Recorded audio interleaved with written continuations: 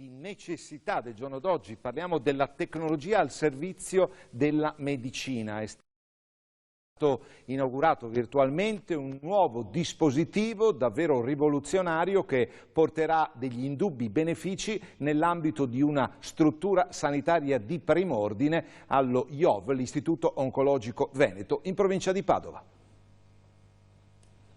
Nel bunker della radioterapia dello IOV all'ospedale di Schiavonia è operativo il terzo acceleratore lineare TrueBeam dell'Istituto Oncologico Veneto, che ora conta su 3 macchine gemelle, una apparecchiatura ultramoderna costata quasi 3 milioni di euro che permette prestazioni altrettanto innovative che miglioreranno la vita dei pazienti che si devono sottoporre a radioterapie anche multiple. Si va ad aggiungere a quelli già presenti a Padova, questi di Schiavonia e i futuri che ci saranno a Castelfranco. Un investimento continuo in tecnologia di ultima generazione. Il Veneto, voi sapete che ogni anno investe 70 milioni sul rinnovo delle parco macchine, e nello campo specifico oncologico sappiamo quanto sia importante la precisione, l'alta tecnologia, ma soprattutto cercare di essere meno invasivi possibili e curare il paziente solo dove serve e perseverare tutti gli altri organi.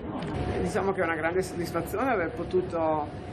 attivare questo terzo acceleratore, un acceleratore particolare, un TrueBeam, che si integra con i 2 già presenti, uno sempre qui a Schiavonia e uno a Padova, per garantire i livelli tecnologici e di prestazione più elevati possibili. In particolare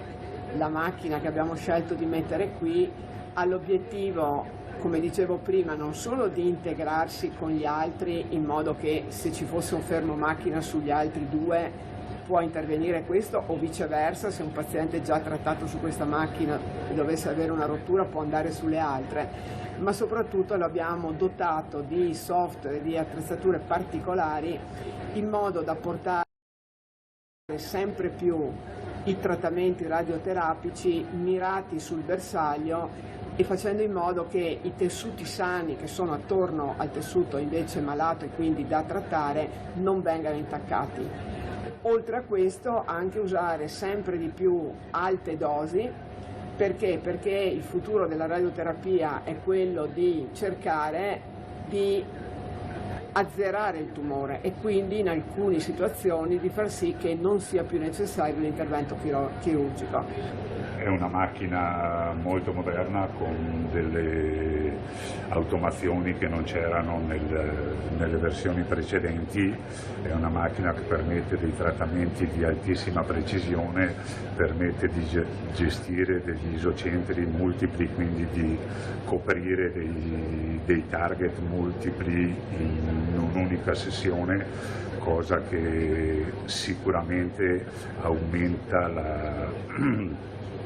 la precisione della terapia e aumenta anche la qualità di vita del paziente, nel senso che i tempi di trattamento si riducono e tutte queste procedure diventano molto più agevoli. Permetterà di ridurre il numero totale delle sedute